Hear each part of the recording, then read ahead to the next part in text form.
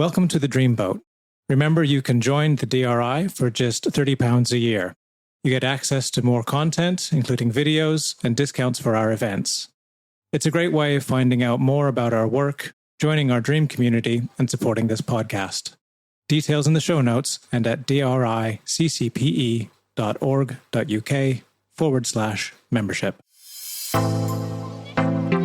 Welcome to the Dreamboat podcast, a place where we talk about everything dreamy, all you wanted to know about dreams and where you might find some answers. My name is Dave Billington, and I'm a psychotherapist, and I'm also director of the Dream Research Institute. And I'm joined by fellow psychotherapist Laura Payne. Hello, I'm Laura Payne, and I'm also part of the Dream Research Institute. And we're called the Dreamboat because we are actually recording our podcast on a beautiful canal barge here at Little Venice in London called the Boat Pod. We'll be looking at dreams, talking to guest experts, and answering your questions. Now, let's get on with the episode.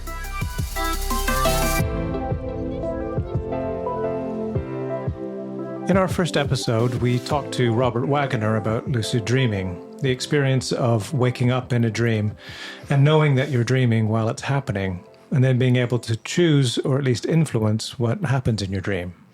Yes, and he also said that in his experience, once you've learned how to fly in your dreams and invented adventures for yourself and had all the dream sex you need, that you might get to the point of realizing that lucid dreaming is an opportunity to explore the nature of consciousness. So how do you do that? What kind of questions can you ask? And what sorts of things can you learn in the lucid dreaming state? To tell us about some lucid dream experiments and what has been learned from them, we're very pleased to have Dr. Nigel Hamilton back aboard the Dreamboat. Yes, Nigel, welcome on board. Nigel Hamilton, Dr. Nigel Hamilton, is the co-founder of our sponsor, the Dream Research Institute, which is a centre for dream studies here in London. And he is also the founder of the world-famous Psychotherapy Training College, CCPE, also right above us, above this boat pod on the canal here at Little Venice. And he has taught both Dave and myself about dream work. So welcome, Nigel. Thank you. It's good to be here again. And so we're going to ask you today about the lucid dream experiments that you've been running. And maybe you could just start by telling us the genesis of the idea. The idea originated from my own psychotherapeutic practice, which, one of the clues was something that Carl Jung said quite some time ago. He said, dreams often show our one-sidedness, and that often the direction that you move in the dream is an attempt to balance that one-sidedness. So, for example, if you are afraid of your anger and you're rather more passive, then the dream might invite you across to a character or an aspect of the dream where you actually begin to encounter your fire, your anger. See? And so, if you do actually engage with that and work with it, then in fact that is exactly what happens. You do in fact begin to balance. Then you're more able to assert yourself, to stand up for yourself, to speak out without modifying what you're trying to say or hiding what you're saying for fear of offending people. So that was the beginning of it. Now, from my own experiences in dreaming, I also found in working with clients as well that when a client made a significant shift in their awareness, their self-awareness, or should we say their consciousness, it coincided with a symmetrical image in the dream. Mm-hmm. And then when I began to track back the series of dreams they'd had over maybe 3 months, 2 months, 5 months, whatever the cycle time was, I found that the directions they were moving in the dreaming were counterbalancing a certain one-sidedness in them. Okay. So, for example, one, a very obvious one is one person who's completely out of touch with their more feminine side would be moving towards in the direction of characters in the dream were on their more receptive side, their left side. Or if somebody was too afraid to speak up, they often were chased by aggressive characters who, when they confronted them, in other words, they stopped and turned around and went the opposite way. Instead of running away, they confronted their pursuers.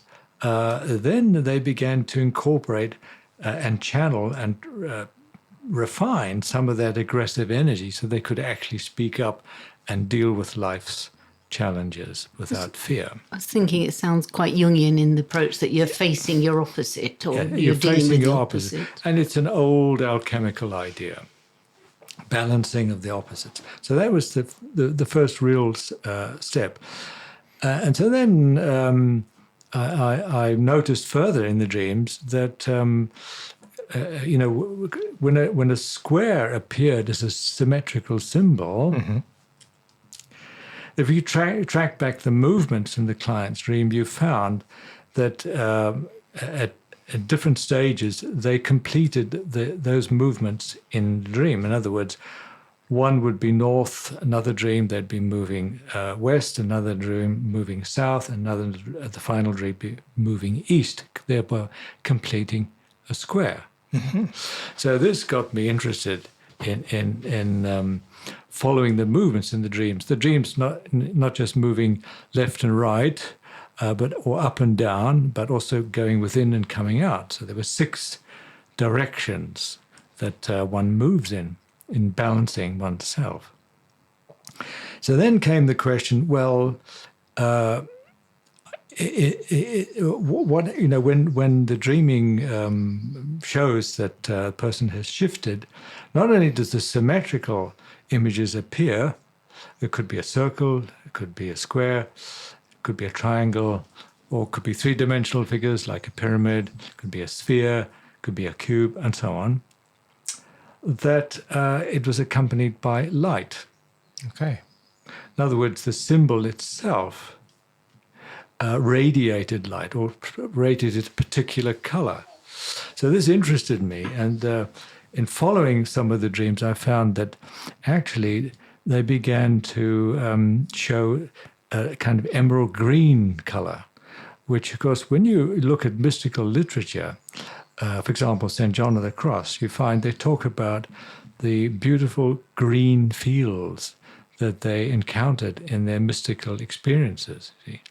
So there's something about color and light that was significant. It's associated with the appearance of symmetry or symmetrical images in the dreams. If I may, I'm just reminded of working with somebody's dream a couple of years ago. And in the initial dream, it was at the top of a building, and it was the square shape at the top of a building, but there was no floor in between. It just dropped down. And in the initial dream, they had started to move around, and there were sort of challenges on each side of this square. And in the dream work, then the task was to complete the square and to face some very clearly symbolic elemental challenges, water and ice and then fire. And the moment that the dreamer completed that square, he dropped down the center of this building and came to rest on the ground safely. And actually the color then was, there was a blue light that was part of the next experience, but it was about encountering a particular character there in the next phase, which wasn't in the original dream. It was only once that had been completed. Well, you've just articulated a very good example of what I'm saying. Okay. Quite spontaneously. That's once you've completed the 2-dimensional figure, then the next step is the third dimension. Okay. And then one wonders, what about higher dimensions? But anyway, to come back to this subject, so what we're trying to do ultimately was wondering whether we actually control the lucid dream or the dreaming. And particularly in lucid dreaming, are we in charge? Well, I began to wonder about this. And so I thought, well, let's put together an experiment in which we ask people to trace out symmetrical figures in the lucid dream, watch what happens, they record exactly what happens, and then then we'll evaluate it. And of course, Robert Waggoner was very interested in this. In fact, it came out of a conversation he and I were having about one of his experiences. We should say, of course, that Robert Waggoner was on our very first episode of the first series as a prominent lucid dreamer, and lovely to hear that the two of you put this collaboration together. Yeah, it was. He made it possible for the series of experiments to take place. Because Robert is a very well-known presenter around the world, and he has a lot of followers, and so it was not hard for him to gather people interested to participate in such an experiment.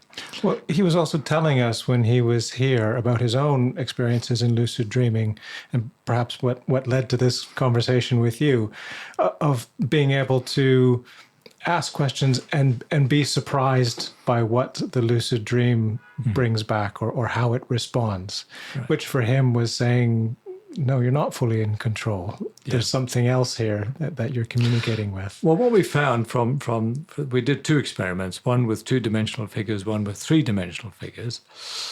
Both experiments showed quite clearly that the lucid dreamer was not actually in charge of the dream, because those people who were able to complete the symmetrical figures had characters and images that helped them to complete the task. In other words, showing them directions where to go, or characters pointing in such a way, characters helping them on their way. Were the characters similar in style between the dreamers, or did they have somebody that had come up in their dreams before? The characters were quite unique.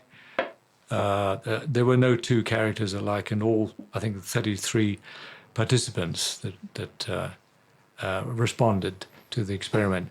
Now, those who did not complete the symmetrical figures found that characters in their dream were obstructive, or objects obstructed their path in completing the symmetrical figure. So, and in addition, what happened was that those who completed the symmetrical figures, light and color appeared in the dreams, lots of it, sometimes quite luminous, radiant colors. And so that seemed to chime with my experience working with clients.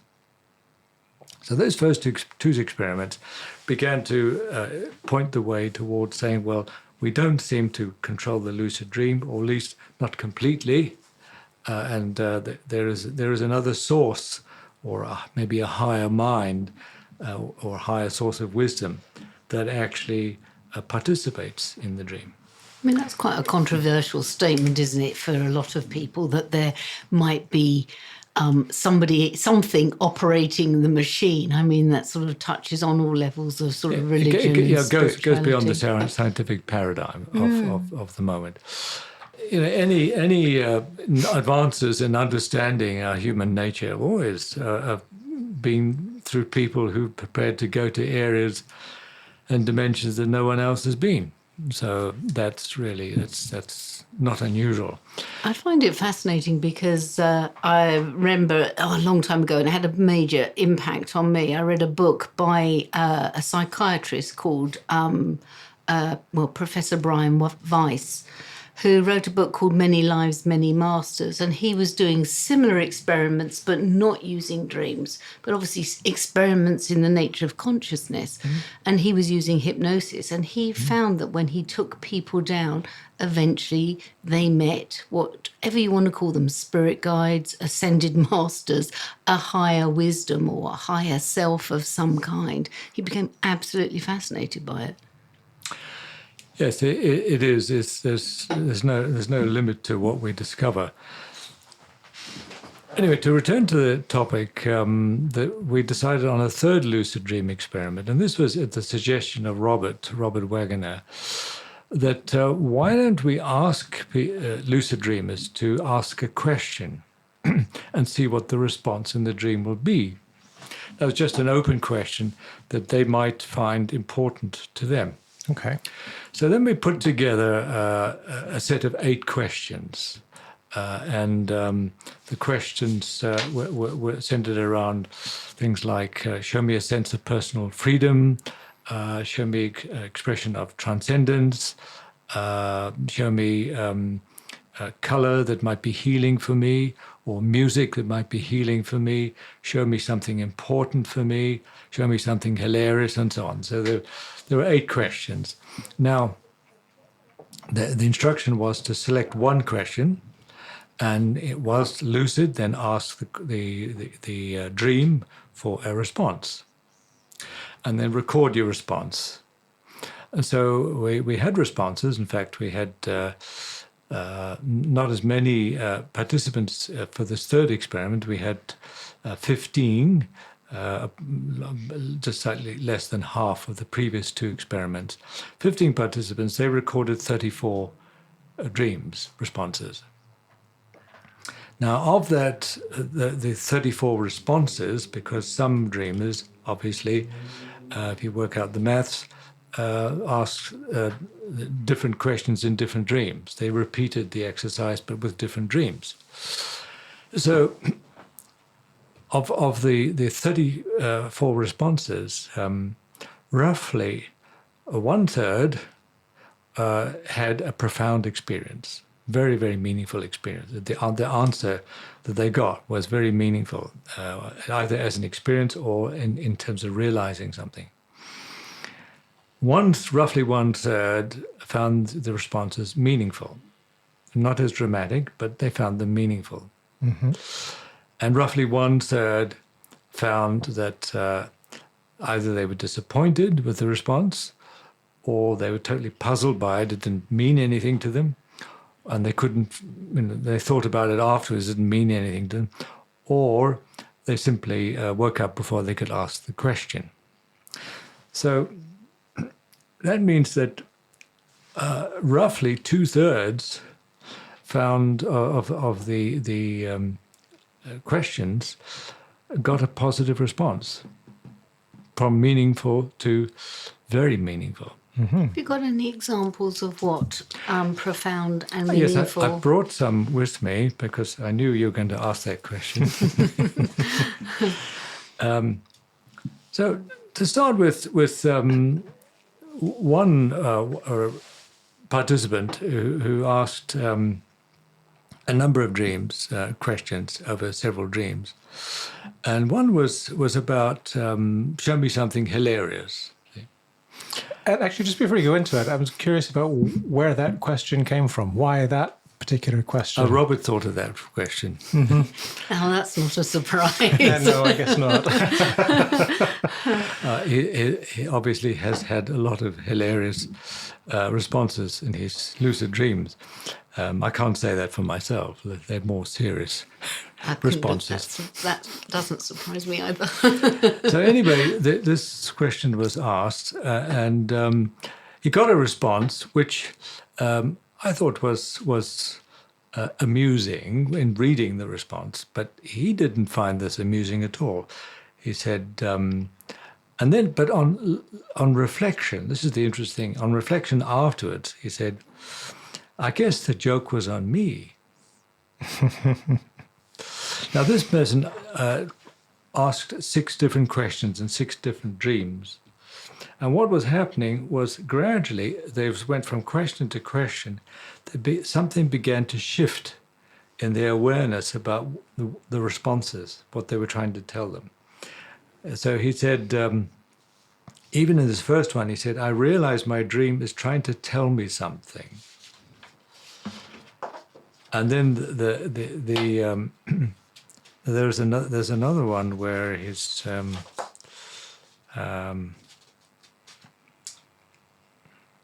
I realized the response was completely from something completely outside of me, and and it surprised me. I had another experience in which he begins to get some insight into the repression of his feminine side. And you said he was asking different questions. He asked 6 Different questions. Okay. Another one was surprise and not what I expected. If I was more in touch with my feelings, I might get a response that I might appreciate. See? So gradually, something's starting to shift in that series of dreams. So those were for people who really were either disappointed or didn't get a response. There was another gentleman who asked the similar question, show me something hilarious. And I'll just read the script to you. It says, I heard a sort of ch, and I saw a male character in front of me take a step 2 back. And the noise was coming from his strange clucking hands. So he's if you can imagine, you're looking at your hand and opening your fingers like a duck, opening and closing its beak. So it's making this clucking sound. So then he thinks this is really unsatisfactory. And then he asks the question again. And then he hears the ch behind him. So he turns around, he sees exactly the same thing happening. Cluck, cluck, cluck, ch. I've heard you say this one before, Nigel, and I actually thought it was hilarious. And I thought, yeah, that sort of suits me. I can imagine. And I came away thinking, that guy just needs to learn how to lighten up, actually. Well, certainly, I thought it was quite interesting response. The dream's trying to tell him something. I was really hoping we were going to hear a duck on the canal just then as well, but they haven't shown up today. So another person, I'll go quickly through these now. Another person had an experience of transcendence, and a voice. Somebody came into the room and spoke to him, and it said, "It's coming. You don't need to try so hard. It's coming." And then what followed was an experience of coming together with the counter part of himself as female, see? And he found that very meaningful. That actually, I can imagine, is quite powerful when you then sort of you take a step back when you recount the dream to yourself. Yeah. That could be awe-inspiring, actually, thinking about it. And were these dreamers, obviously they're very experienced lucid dreamers, to be able to... Not all of them. Some of Okay. them were not so experienced. Some were young. Some had been dreaming all their life. So it was quite a widespread. We couldn't typify what the trend was. Had any of them encountered figures in their dreams before when they were lucid? Because I know Robert Waggoner himself talks about encountering. No, they'd in fact they'd never asked a question in a lucid dream before. Okay, well, That was is significant. Mm-hmm. So we had another response from somebody who asked a question. Please show me music that I will find healing. And he said, people appeared and began singing. He said, the music was so incredibly beautiful. It struck me to the core. I could barely stand on my feet for the emotion that overcame me. It was so deep and rich, their voices trained to perfection, and the succession of notes spoke straight to my heart. My soul welled up with joy and feeling and life. Wow. So that's a very profound experience. So, That's a great example of profound experience. Yeah. Well, we're not trying to give you all the great experiences. We're trying to give you a mixture, because otherwise we generate an unrealistic expectation. Yeah. Another young man who was a Buddhist practitioner, he asked this question of show me experience of transcendence. He said, I found it very hard to put the experience into words. but I felt a more enormous amount of bliss and gratitude and fascination. So those are some excerpts from some of the dreams, and I think I've only got half of the responses back. I still need the remainder of the responses. I've looked at all the dreams to find the ratio of people who found it meaningful, people who found it profound, or people who were disappointed. What do you make of the third that found that they were obstructed by a figure, an image, or a person? I'm instantly thinking of the film Inception, whereas they go deeper and deeper in the this is in the film, into their unconscious, that they start meeting more and more people that are, or figures and armies that are obstructing them. One dream participant, he had one of the questions got a response where a man appeared sat next to him, and this man apparently was a thief and had been convicted of being a thief before. And he sort of was half aware of something in himself. But we know from dream work that often when there's theft or characters who are thieves in a dream, it's to do with the mind. Mm-hmm. The mind stealing something from you that's perhaps of value. See? And in looking at these dreams, it's quite clear this man was very cognitively oriented, very concrete thinker. He's a mechanical engineer. And there's a lot of the responses in the dreams involved cars appearing, different types of cars. And so it was about beginning to become aware that, in fact, what's holding him back is his concrete thinking. That's what needs to shift. And you can see then over the responses that he gets, because he asks 6 different questions, that he's beginning to become aware of this and reflect on this. So it did have a value anyway. So yeah.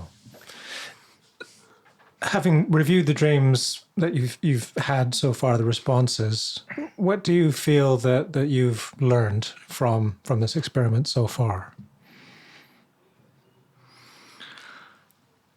I think what I've learned is that lucid dreaming can be used as a tool for healing. And what I can give you a few examples of people I've worked with. Not everyone is capable of lucid dreaming, but certainly people who do dream regularly are more able to begin to lucid dream if you can show them what to do. And Robert Waggoner has written extensively about that in some of his books to follow that.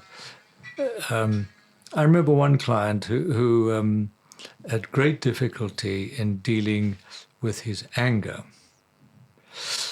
And in one dream, he had this experience of being in the garden, and suddenly a dog appears, quite a large, aggressive dog appears. And the dog comes up and starts biting his hand.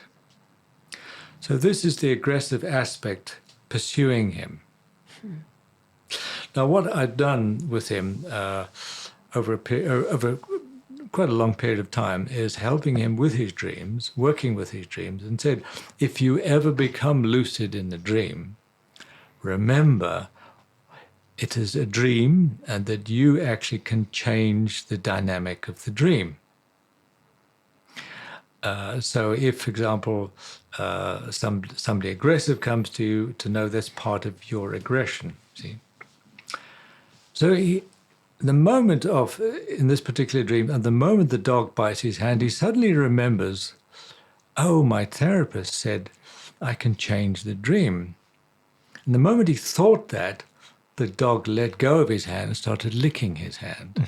So there's an immediate feedback about the dynamics that it becomes more his friend rather than his attacker.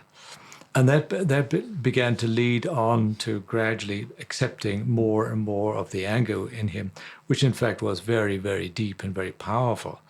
So it was the start of a long series of dreams where he began to become aware actually of an incredible rage in him. It's interesting, isn't it? Because on one hand, here we have in lucid dreaming the ability to change the scene and the script. But as you're saying, behind the veil almost of that, there is this other level whereby you can encounter beings, shapes that in some way let you know that you actually don't really have control of all of this process. And I'm just wondering what you make of these figures or characters. You must distinguish between the psychological dream, and this was a psychological dream, in which once you wake up and realize this is my mind, what the dream is showing me my mind, it doesn't have to be this way. You can change that. You have the power to change it. In other words, you are not necessarily the dream. You've created the dream, but you can recreate it. Yeah.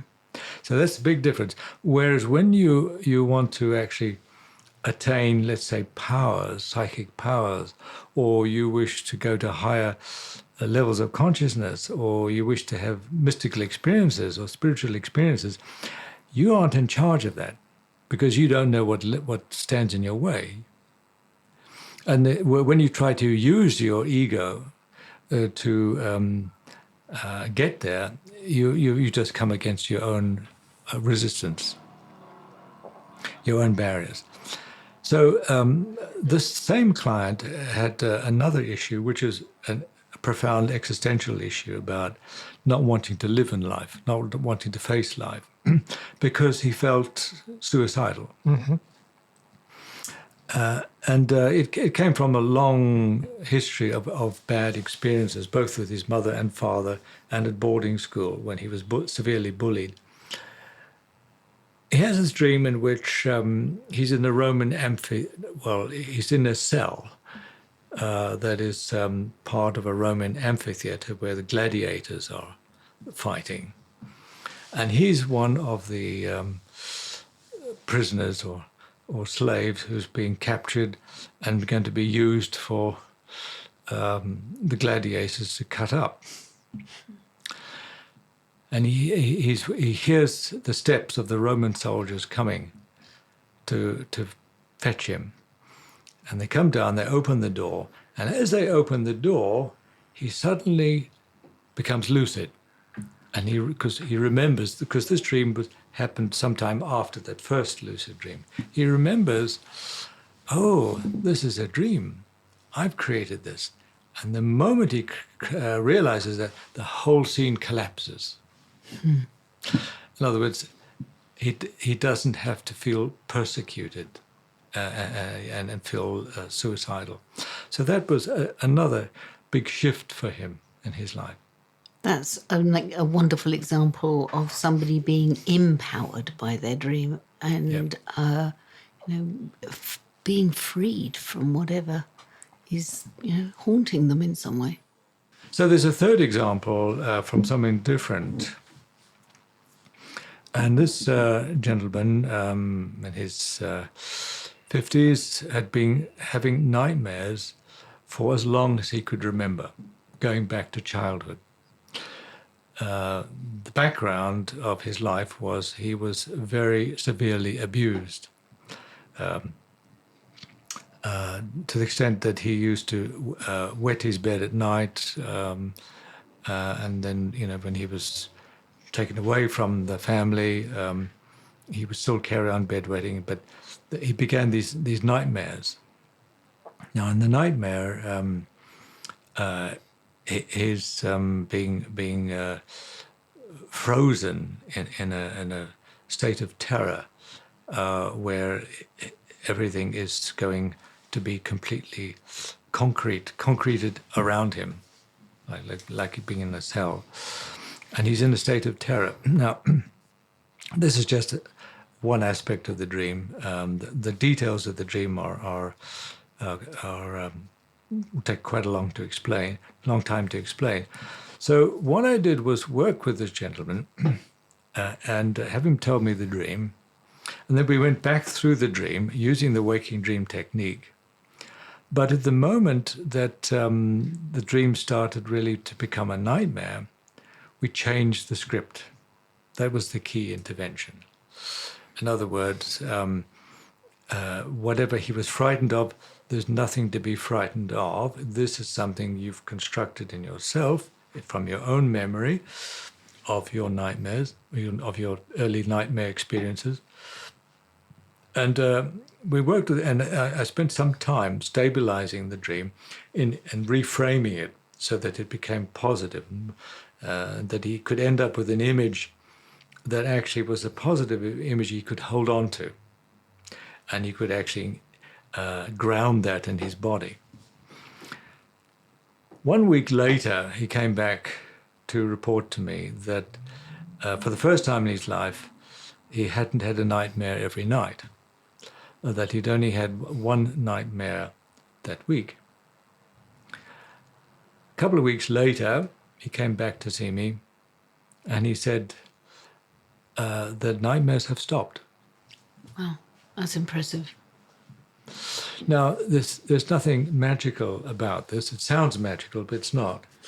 There has been some dream research done. I know one of the researchers is Michael Suicidal, who's a prominent researcher from University of Mannheim in Germany, and he's a member of the International Association for Study of Dreams. And he gave a very good talk on working with nightmares.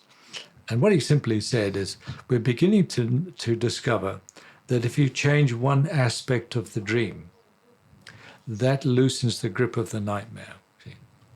And he describes experiments with people where they have one session changing to take 10 minutes to change the script, and the person concentrates on that, and they find that the nightmares become less and less and less, repeated, and of course the nightmares go away.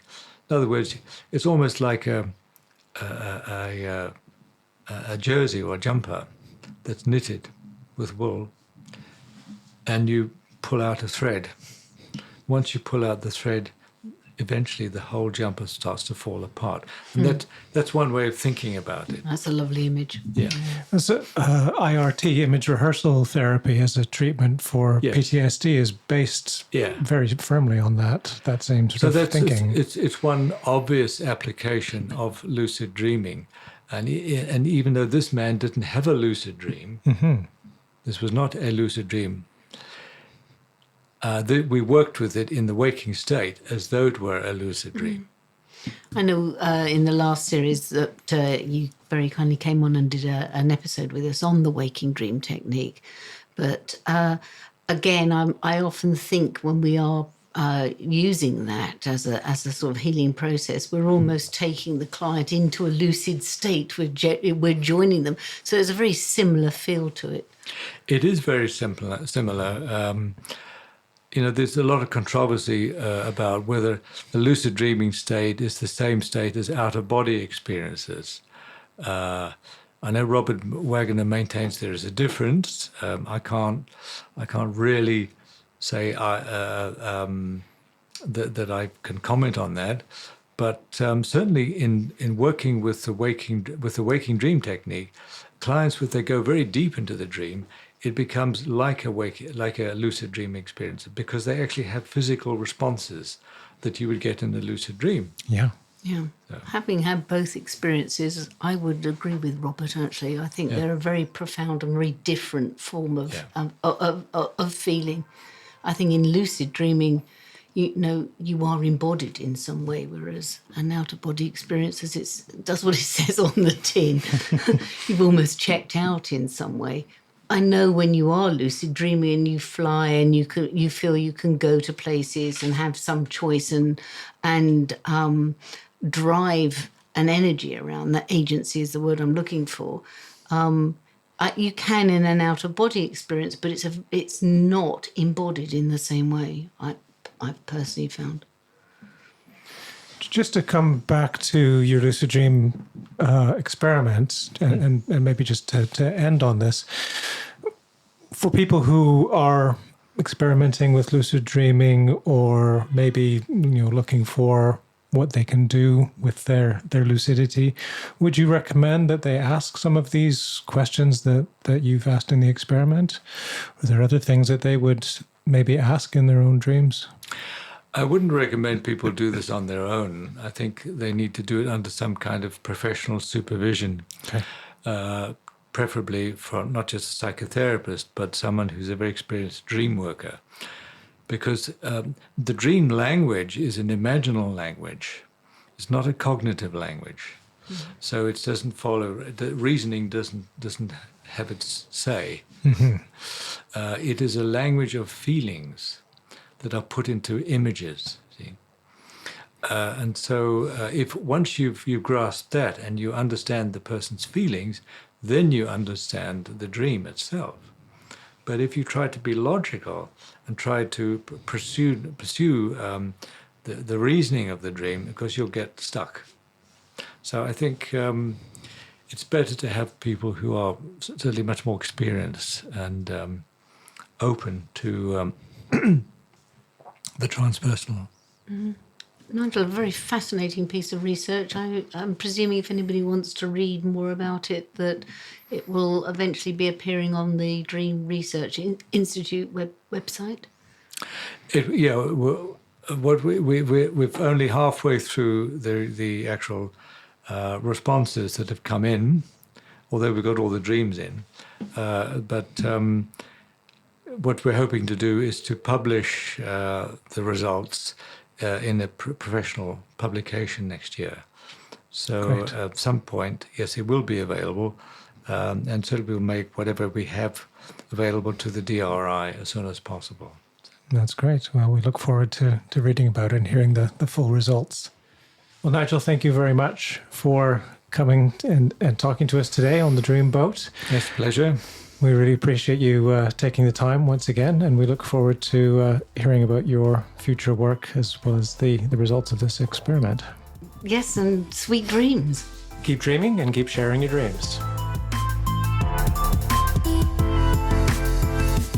So, thank you for joining us for this week's episode. Don't forget to like us and leave comments on your favourite podcast platform. As I'm sure you know, that's the way we build an audience for the Dreamboat podcast and also to spread news about dreaming. And as we said, there are many ways you can share your dreams at the DRI, the Dream Research Institute. Yes, we have courses, events, and workshops, and we want to hear from you. So check out the show notes for links, or find us on Instagram and on our Facebook page and on our website at driccpe.org.uk. And if you want to explore your dreams further, or you would like to support us, you can join the DRI as a member for just £30 a year. As a member, you will get discounts for all of our events and short courses. You'll get our newsletter with latest dream research news, and we'll also be adding other special member benefits during the year. Of course, members' dreams will always be given preference for reading on the podcast Dream of the Week slot. So go to the link on the show notes and become a DRI member today. Keep dreaming and keep sharing your dreams.